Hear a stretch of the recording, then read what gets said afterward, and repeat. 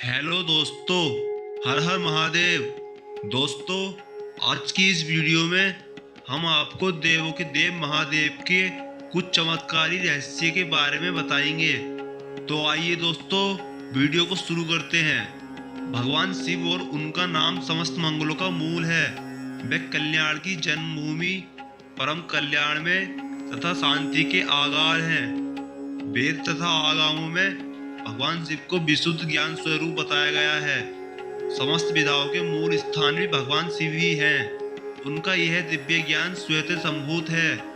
ज्ञान, बल, इच्छा और क्रिया शक्ति में भगवान शिव के समान कोई नहीं है। फिर उनसे अधिक होने का तो कोई प्रश्न ही नहीं उठता। वे सबके मूल कारण, रक्षक, पालक तथा नियंता होने के कारण महेश्वर कहे जाते हैं। उनका आदि और अंत न होने से वे अनंत हैं। वे सभी पवित्रकारी पदार्थों को भी पवित्र करने वाले हैं, इसलिए वे समस्त कल्याण और मंगल के मूल कारण हैं। भगवान शंकर दिग्वसन होते हुए भी भक्तों को अतुल ऐश्वर्य प्रदान करने वाले, अनंत राशियों के अधिपति होने पर भी भस्म विभूषण करने वाले, शमशानवासी होने पर भी त्रिलोकी अधिपति, योगीराज होने पर भी अर्धनारीश्वर, पार्वती जी के साथ रहने पर भी कामजी तथा सबके कारण होते हुए भी वह अकारण है। आशुतोष और ओडरधानी होने के कारण वे शीघ्र प्रसन्न होकर अपने भक्तों के संपूर्ण दोषों को क्षमा कर देते हैं तथा धर्म, अर्थ, काम, मोक्ष, ज्ञान, विज्ञान के साथ अपने आप को भी दे देते हैं। कृपालुता का इससे बड़ा उदाहरण भला और क्या हो सकता है। प्रियाय सभी पुराणों में भगवान शिव के दिव्य और रमणीय चरित्रों का चित्रण हुआ है। संपूर्ण विश्व में शिव मंदिर, ज्योतिर्लिंग, स्वयंभू लिंग से लेकर छोटे छोटे चबूतरों पर शिवलिंग स्थापित करके भगवान शंकर की सर्वाधिक पूजा उनकी लोकप्रियता का अद्भुत उदाहरण है। भगवान शिव का परिवार बहुत बड़ा है। वहाँ सभी द्वंद्वों और द्वैतों का अंत दिखता है। एकादश रुद्र, रुद्राणियाँ, 64 योगिनियाँ, 16 मातृकाएं, भैरवादी इनके सहचर तथा सहचरी हैं। माता पार्वती की सखियों में विजय आदि प्रसिद्ध हैं।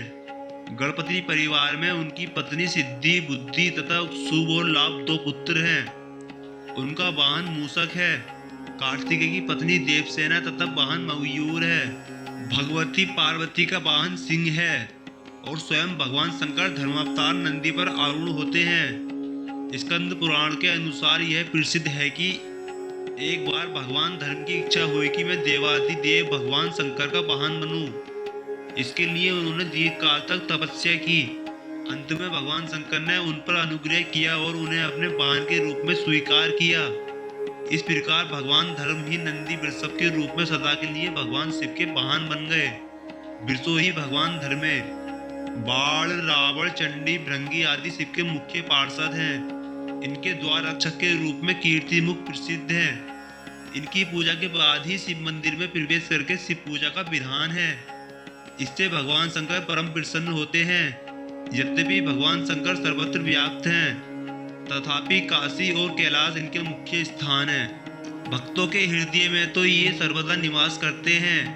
इनके मुख्य आयुध त्रिशूल, टंक, छेनी, कृपाण, वज्र, अग्नियुक्त कपाल, सर्प, घंटा, अंकुश, पास तथा पिनाक धनुष है। भगवान शंकर के चरित्र बड़े ही उदात्त एवं अनुकंपा पूर्ण हैं। वे ज्ञान, वैराग्य तथा साधुता के परम आदर्श हैं। आप भयंकर रुद्र रूप हैं तो भोलानाथ भी हैं। दुष्ट दैत्यों के संहार में काल रूप हैं तो दीन दुखियों की सहायता करने में दयालुता के समुद्र हैं। जिसने आपको प्रसन्न कर लिया उसको मनमाना वरदान मिला। रावण को अटूट बल दिया, भस्मासुर को सबको भस्म करने की शक्ति दी। यही भगवान विष्णु मोहिनी रूप धारण करके सामने न आते तो स्वयं भोलानाथ ही संकटग्रस्त हो जाते। आपकी दया का कोई पार नहीं है। मार्कंडेय जी को अपनाकर यमदूतों को भगा दिया। आपका त्याग अनुपम है। अन्य सभी देवता समुद्र मंथन में निकले हुए लक्ष्मी, कामधेनु, कल्पवृक्ष और अमृत ले गए। आप अपने भाग का हलाहल पान करके संसार की रक्षा करने के लिए नीलकंठ बन गए। भगवान शंकर एक पत्नी व्रत के अनुपम आदर्श हैं। माता सती ही पार्वती के रूप में आपकी अनन्य पत्नी है। इस पद को प्राप्त करने के लिए ये देवी ने जन्म जन्मांतर तक घोर तप किया। भूमंडल के किसी साहित्य में पति पत्नी के संबंध का ऐसा कोई ज्वलंत उदाहरण नहीं है। भगवान शिव योगियों के भी महायोगी हैं। योग शास्त्र का संपूर्ण चमत्कार इन्हीं की अनुपम कीर्ति है। योगियों की आयु बढ़ाने के लिए आपने पारद शास्त्र का आविष्कार किया। इस शास्त्र की साधना के द्वारा योगी जब चाहे अपना कायाकल्प करके अपनी आयु सहस्त्रों वर्षों तक बढ़ा सकता है। भगवान शंकर इस योग विद्या और ज्ञान के आदि आविष्कारक हैं। ये ही संगीत और नृत्य कला के भी आदि आचार्य हैं। तांडव नृत्य करते समय इनके डमरू से 7 स्वरों का प्रादुर्भाव हुआ। इनका तांडव ही नृत्य कला का प्रारंभ है। व्याकरण के मूल तत्वों का विकास भी शिव जी की डमरू की ध्वनि का परिणाम ही है। इस प्रकार भगवान शंकर कितनी ही विधाओं और कलाओं के जन्मदाता और प्रवर्तक हैं। संस्कृत साहित्य में ऐसा कोई ग्रंथ नहीं है जिसमें भगवान शंकर के चरित्र का उल्लेख न हो। यही देवों के देव महादेव तथा आर्य जाति के आद्य देवता हैं। जहाँ जहाँ आर्य जाति की संस्कृति की पहुँच हुई है, वहाँ वहाँ भगवान शिव की स्थापना हुई है। इनकी अक्षय कीर्ति, लीला, ज्ञानवत्ता आदि के वर्णन से सभी शास्त्रों और पुराण मंडित हैं। लिंग रूप से आपकी उपासना का तात्पर्य यह है कि शिव पुरुष लिंग रूप से इस प्रकृति रूपी संसार में स्थित है। यही सृष्टि की उत्पत्ति का मूल रूप है। त्र्यंबकम यजामहे शिव उपासना का वेद मंत्र है। ऐतिहासिक दृष्टि से सबसे पहले शिव मंदिरों का ही उल्लेख है। जब भगवान श्री रामचंद्र ने लंका पर चढ़ाई की, तब सबसे पहले रामेश्वरम नाम से भगवान शिव की स्थापना की और पूजा भी की थी। काशी में विश्वनाथ की पूजा अत्यंत प्राचीन है। इस प्रकार भगवान शंकर आर्य जाति की सभ्यता और संस्कृति के पूरे उदाहरण हैं। हिमालय पर्वत पर निवास के भौगोलिक संकेत हैं। तप योग करना आर्य संस्कृति का प्रधान सिद्धांत है और आध्यात्मिक ज्ञान उपदेश आर्य संस्कृति का प्रधान तत्व है। प्रदोष काल का अर्थ है सूर्यास्त के समय का एक पवित्र पर्व काल, जो भगवान शिव की साधना के लिए अत्यंत अनुकूल होता है। प्रदोष काल निर्धारित करने की 3 प्रचलित मान्यताएं हैं। आप अपने क्षेत्र और रीति रिवाज से या अपने विवेक से इनमें से किसी एक का अनुसरण करें। एक मान्यता के अनुसार प्रदोष काल सूर्यास्त के समय से आगे 4 घंटे अर्थात लगभग 96 मिनटों का होता है। दूसरी मान्यता के अनुसार सूर्यास्त के समय से दूसरे दिन के सूर्योदय तक का काल लेकर उसके 5 भाग करें। सूर्यास्त के समय से आगे पहला भाग प्रदोष काल माना जाएगा। यह समय सूर्यास्त से आगे 144 मिनटों का रहेगा। तीसरी मान्यता के अनुसार सूर्यास्त से पहले 1.5 घंटा और सूर्यास्त के बाद 1.5 घंटे का प्रदोष काल माना जाएगा। प्रत्येक क्षेत्र की मान्यता अनुसार यह अलग अलग है, लेकिन तीनों मान्यताओं में एक बात समान है। वह यह है कि सूर्यास्त के बाद 1.5 घंटा प्रदोष काल होगा ही। तो आप यही सही मानकर सूर्यास्त के समय आगे 1.5 घंटा मानकर चलें। आपके क्षेत्र का सूर्यास्त का समय पता कर इसे निर्धारित करें। प्रदोष काल और प्रदोष तिथि में अंतर। प्रदोष काल, जैसे हमने ऊपर बताया है, कि रोज सूर्यास्त के बाद 1.5 घंटे तक होता है और प्रदोष तिथि का अर्थ है हर महीने की शुक्ल पक्ष और कृष्ण पक्ष की 13वीं तिथि, यानी त्रयोदशी तिथि, जो उस दिन की सूर्यास्त के समय हो। जिस दिन सूर्यास्त समय पर त्रयोदशी तिथि हो, वह प्रदोष दिन माना जाएगा। कभी कभी द्वादशी सूर्यास्त से पहले खत्म होती है और सूर्यास्त के समय त्रयोदशी तिथि होती है, तो वही प्रदोष तिथि होती है। इसमें सूर्योदय की त्रयोदशी से ज्यादा सूर्यास्त की त्रयोदशी का महत्व है। हर कैलेंडर या पांचांग में हर महीने की 2 प्रदोष तिथियां अंकित की जाती हैं। इस प्रदोष तिथि पर सूर्यास्त के समय जो 1.5 घंटे का प्रदोष काल होगा, वही प्रदोष पर्व काल है। इस पर्व काल में सुषुम्ना नाड़ी कुछ खुल जाती है। इस पर्व काल में साधना ध्यान कर सुषुम्ना में प्राण प्रवाहित करना आसान होता है। प्रदोष का शिव से संबंध है। पुराण की मान्यता अनुसार देव दानव के समुद्र मंथन में जो विष उत्पन्न हुआ, वह भगवान महादेव ने इसी प्रदोष काल में प्राशन किया था। भगवती पार्वती ने अपने सामर्थ्य से उस विष को शिव जी के कंठ तक ही रोक दिया, इसलिए भोलेनाथ नीलकंठ नाम से जाने गए। भगवान शिव जी ने समस्त सृष्टि को इस भयंकर विष के प्रभाव से इस प्रदोष काल में ही बचाया था, इसलिए इसे शिव उपासना के लिए अत्यंत महत्वपूर्ण माना जाता है। इसी काल में भगवान शिव ने अपना तांडव नृत्य किया था। भगवान शिव ने विष का प्राशन कर समस्त सृष्टि को उस भयंकर विष के प्रभाव से मुक्त किया, इसलिए सभी देव दानव महादेव के पास गए और उनकी स्तुति की, जिससे भोलेनाथ अत्यंत प्रसन्न हुए। वह दिन प्रदोष तिथि का ही था। इसलिए प्रदोष तिथि के दिन सूर्यास्त के समय प्रदोष काल में भगवान शिव जी की उपासना कर उन्हें प्रसन्न किया जा सकता है। यह अत्यंत पुण्यदायी पर्व काल होता है। प्रदोष यानी कि सभी दोषों से मुक्ति प्रदान करने वाला पुण्य काल। मनुष्य के जीवन में रोग, कर्जे, शत्रु, गृह बाधा, संकट, पूर्व जन्म के पाप आदि यह सब एक प्रकार का विष ही है। और प्रदोष काल के शिव पूजन से भगवान भोलेनाथ की कृपा से हम इस विष के प्रभाव से मुक्त हो सकते हैं। इसलिए कहा गया है कि त्रयोदशी व्रत करें जो हमेशा तन नाही राखे रहे कलेसा। प्रदोष के दिन आप अगर संभव हो तो दिन भर उपवास रखें और शाम को प्रदोष काल में शिव पूजन, रुद्राभिषेक, शिव स्तोत्रों का पाठ, शिव मंत्र का जाप, 108 बेल पत्रों का बिल्वार्चन, ध्यान आदि प्रकार से साधना कर सकते हैं। बार अनुसार प्रदोष के फल। भगवान शिव और उनका नाम समस्त मंगलों का मूल है। सोमवार को अगर प्रदोष हो तो उसे सोम प्रदोष कहते हैं। यह सर्व प्रकार के पापों का शमन करने वाला होता है। मंगलवार को अगर प्रदोष हो तो उसे भौम प्रदोष कहते हैं। यह दरिद्रता दूर करने वाले, ऋण मुक्ति के लिए, आर्थिक उन्नति के लिए लाभदायी होता है। बुधवार को अगर प्रदोष हो तो उसे बुध प्रदोष या सौम्य प्रदोष कहते हैं। संतान सुख प्राप्ति और विद्या प्राप्ति के लिए यह लाभदायी होता है। गुरुवार को अगर प्रदोष हो तो यह आध्यात्मिक उन्नति एवं पितृ दोष निवारण के लिए लाभदायी होता है। शुक्रवार को अगर प्रदोष हो तो उसे भृगु प्रदोष कहते हैं। शत्रु बाधा के निवारण के लिए यह लाभदायी होता है। शनिवार को प्रदोष हो तो उसे शनि प्रदोष कहते हैं। यह अत्यंत दुर्लभ और लाभदायी होता है। शनि बाधा 7.5 धन प्राप्ति, ऋण मुक्ति, राज्य पद आदि के लिए लाभदायी होता है। रविवार को अगर प्रदोष हो तो उसे भानु प्रदोष कहते हैं। यह आरोग्य प्राप्ति के लिए लाभदायी और परम कल्याणकारी होता है। इनमें से सोम प्रदोष सोमवार के दिन आने वाला प्रदोष, भौम प्रदोष मंगलवार के दिन आने वाला प्रदोष और शनि प्रदोष शनिवार के दिन आने वाला प्रदोष, यह 3 प्रदोष आध्यात्मिक दृष्टिकोण से महत्वपूर्ण है और इन तीनों में शनि प्रदोष अत्यंत महत्वपूर्ण है। स्कंद पुराण में प्रदोष स्तोत्र, इसका पाठ प्रदोष काल में करना चाहिए। प्रदोष काल के शिव पूजन से दरिद्रता दूर होती है और आर्थिक उन्नति प्राप्त होती है। ये वे प्रदोष समय परमेश्वरस्य कुर्वन्ति अरण्य मनसोग्नि सर्वोच्च पूजाम नित्यम पिबत धन धान्य कलत्र पुत्र सौभाग्य संपद अधिकारस्ते इहेव लोके। अर्थात जो लोग प्रदोष काल में अनन्य भक्ति से महादेव के चरण कमलों का पूजन करते हैं उन्हें इस लोक में धन धान्य कलत्र पुत्र सौभाग्य एवं संपत्ति की प्राप्ति होती है। अतः प्रदोषे शिव एक एव पूज्योत नान्य हरिपद जागा तस्मिन् महेशे विद्येजमाने सर्वे प्रसीदन्ति सुराधानी नाथा। अर्थात प्रदोष काल में विष्णु एवं ब्रह्मा का पूजन न करें और केवल एक शिव जी का पूजन करें।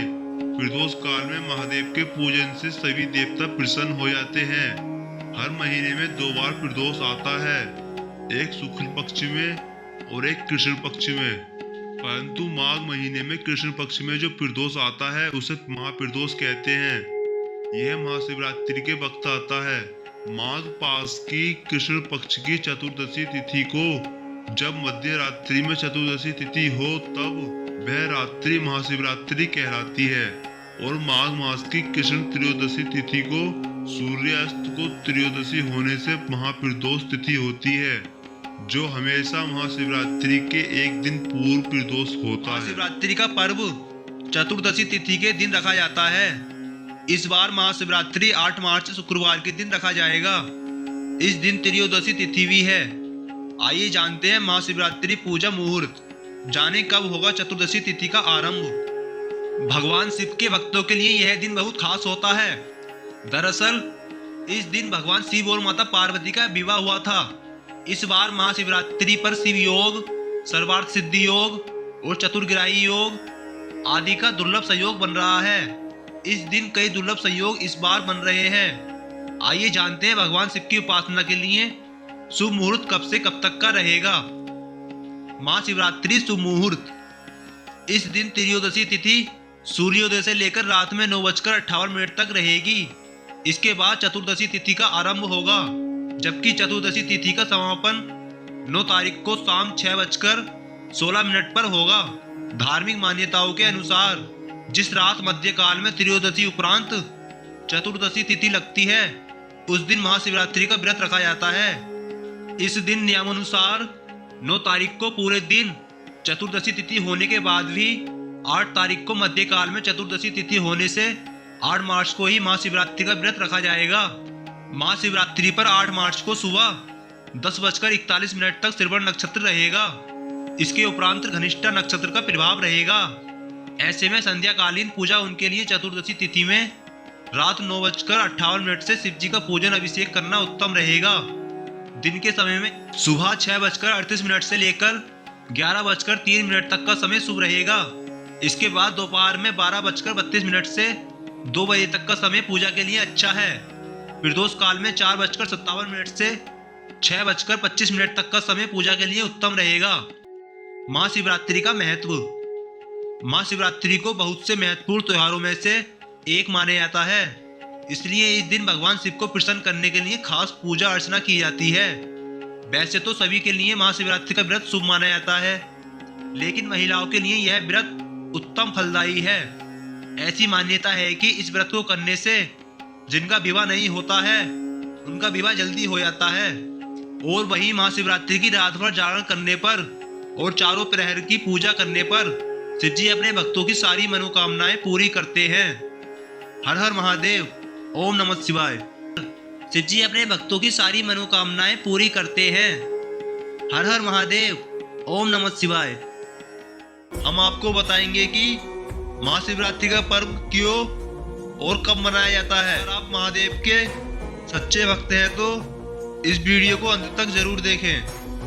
तो आइए दोस्तों, वीडियो को शुरू करते हैं। फागुन मास में कृष्ण चतुर्दशी के दिन महाशिवरात्रि का पर्व मनाया जाएगा। अंग्रेजी कैलेंडर के अनुसार इस बार महाशिवरात्रि 8 मार्च शुक्रवार के दिन रखा जाएगा। इस दिन शिव जी की विशेष पूजा और आराधना होती है और विशेष अभिषेक किया जाता है। अधिकतर मत के अनुसार शिव जी की पूजा निशीत काल में की जाती है। आओ जानते हैं कि क्यों मनाते हैं महाशिवरात्रि का पर्व। महाशिवरात्रि का पर्व मनाने के पीछे लोगों के अलग अलग मत हैं, जिनमें से कुछ मत आपको हम इस वीडियो के माध्यम से बताने को जा रहे हैं। नंबर 1, ईशान संहिता में बताया गया है कि फागुन मास की कृष्ण चतुर्दशी की रात्रि में आदिदेव भगवान शिव करोड़ों सूर्यों के समान प्रभाव वाले शिवलिंग रूप में प्रकट हुए थे। नंबर 2, ज्योतिष शास्त्र में बताया गया है कि फागुन मास कृष्ण चतुर्दशी तिथि में चंद्रमा सूर्य के नजदीक होता है। उसी समय जीवन रूपी चंद्रमा का शिव रूपी सूर्य के समान योग मिलन होता है। सूर्य देव इस समय पूर्णतः उत्तरायण में आ चुके होते हैं तथा ऋतु परिवर्तन का यह समय अत्यंत शुभ कहा गया है। नंबर 3, माना जाता है कि सृष्टि की शुरुआत में इसी दिन आधी रात में भगवान शिव का निराकार से साकार रूप में ब्रह्म से रुद्र के रूप में अवतरण हुआ था। नंबर 4, प्रलय की बेला में इसी दिन प्रदोष के समय भगवान शिव तांडव करते हुए ब्रह्मांड को तीसरे नेत्र की ज्वाला से भस्म कर देते हैं, इसलिए इसे महाशिवरात्रि या जलरात्रि भी कहा गया है। नंबर 5, इस दिन भगवान शंकर की शादी भी हुई थी, इसलिए रात में शंकर की बारात निकाली जाती है। रात में पूजा कर फल आहार किया जाता है। अगले दिन सवेरे जौ, तिल, खीर और बेला पत्थर का हवन करके व्रत समाप्त किया जाता है। इसके अलावा हम आपको महाशिवरात्रि की एक व्रत कथा सुनाएंगे। तो आइए दोस्तों जानते हैं। महाशिवरात्रि व्रत कथा के अनुसार चित्रभानु नामक एक शिकारी था। जानवरों की हत्या करके वह अपने परिवार को पालता था। वह एक साहूकार का कर्जदार था, लेकिन उसका ऋण समय पर न चुका सका। क्रोधित साहूकार ने शिकारी को शिव मठ में बंदी बना लिया। संयोग से उस दिन शिवरात्रि थी। शिकारी ध्यान मग्न होकर शिव संबंधी धार्मिक बातें सुनता रहा। चतुर्दशी को उसने शिवरात्रि व्रत की कथा भी सुनी। शाम होते ही साहूकार ने उसे अपने पास बुलाया और ऋण चुकाने के विषय में बात की। शिकारी अगले दिन सारा ऋण लौटा देने का वचन देकर बंधन से छूट गया। अपनी दिनचर्या की भांति वह जंगल में शिकार के लिए निकला, लेकिन दिन भर बंदी गृह में रहने के कारण भूख प्यास से व्याकुल था। शिकार खोजता हुआ वह बहुत दूर निकल गया। जब अंधकार हो गया तो उसने विचार किया कि रात जंगल में ही बितानी पड़ेगी। वह वन में एक तालाब के किनारे एक बेल के पेड़ पर चढ़कर रात बीतने का इंतजार करने लगा। बिल्व वृक्ष के नीचे शिवलिंग था, जो बिल्व पत्थरों से ढका हुआ था। शिकारी को उसका पता न चला। पड़ाव बनाते समय उसने जो टहनियां तोड़ी वे संयोग से शिवलिंग पर गिरती चली गई। इस प्रकार दिन भर भूखे प्यासे शिकारी का व्रत भी हो गया और शिवलिंग पर बिलपत्र भी चढ़ गया। एक पहर रात्रि बीत जाने पर एक गर्भिणी हिरणी तालाब पर पानी पीने पहुंची। शिकारी ने धनुष पर तीर चढ़ाया। जो ही प्रत्यंचा खींची, हिरणी बोली, मैं गर्भिणी हूँ, शीघ्र ही प्रसव करूंगी। तुम एक साथ दो जीवों की हत्या करोगे, जो ठीक नहीं है। मैं बच्चे को जन्म देकर शीघ्र ही तुम्हारे पास प्रस्तुत हो जाऊंगी, तब मार लेना।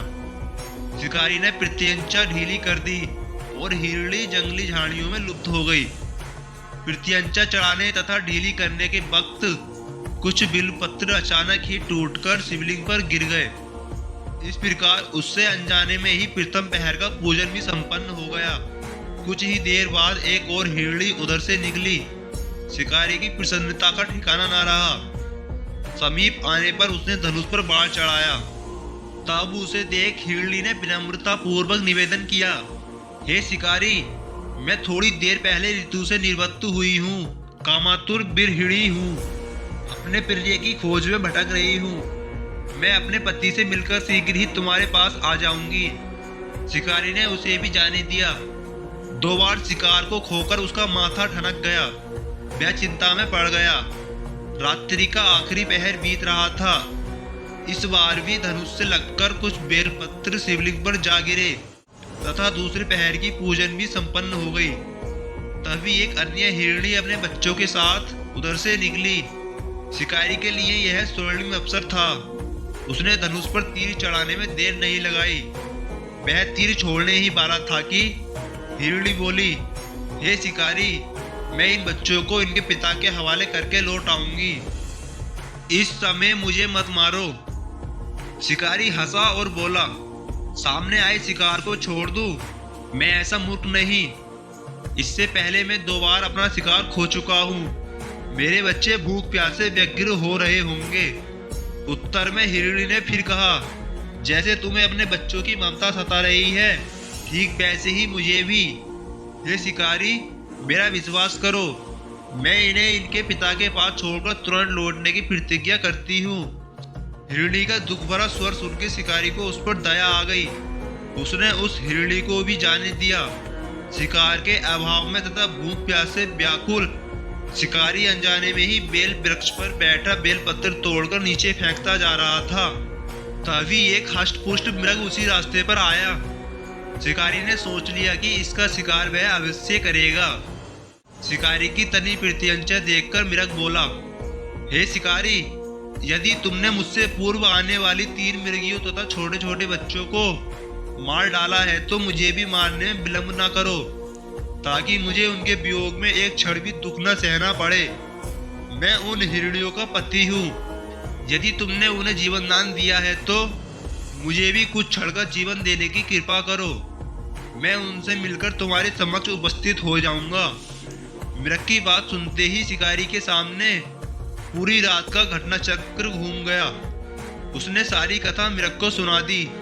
तब मृग ने कहा, मेरी 3 पत्नियां जिस प्रकार प्रतिज्ञाबद्ध होकर गई हैं, मेरी मृत्यु से अपने धर्म का पालन नहीं कर पाएंगी। अतः जैसे तुमने उन्हें विश्वास पात्र मानकर छोड़ा है, वैसे ही मुझे भी जाने दो। मैं उन सबके साथ तुम्हारे सामने शीघ्र ही उपस्थित होता हूँ। शिकारी ने उसे भी जाने दिया। इस प्रकार प्रातः हो गई। उपवास, रात्रि जागरण तथा शिवलिंग पर बेलपत्र चढ़ने से अनजाने में ही शिवरात्रि की पूजा पूर्ण हो गई। पर अनजाने में ही की गई पूजन का परिणाम उसे तत्काल मिला। शिकारी का हिंसक हृदय निर्मल हो गया। उसमें भगवत शक्ति का वास हो गया। थोड़ी ही देर बाद वह मृग सपरिवार शिकारी के समक्ष उपस्थित हो गया ताकि वह उनका शिकार कर सके। किंतु जंगली पशुओं की ऐसी सत्यता, सात्विकता एवं सामूहिक प्रेम भावना देखकर शिकारी को बड़ी गिलानी हुई। उसने मृग परिवार को जीवन दान दे दिया। अनजाने में ही शिवरात्रि के व्रत का पालन करने पर शिकारी को मोक्ष और शिवलोक की प्राप्ति हुई और यहीं पर महाशिवरात्रि की व्रत कथा समाप्त हो जाती है।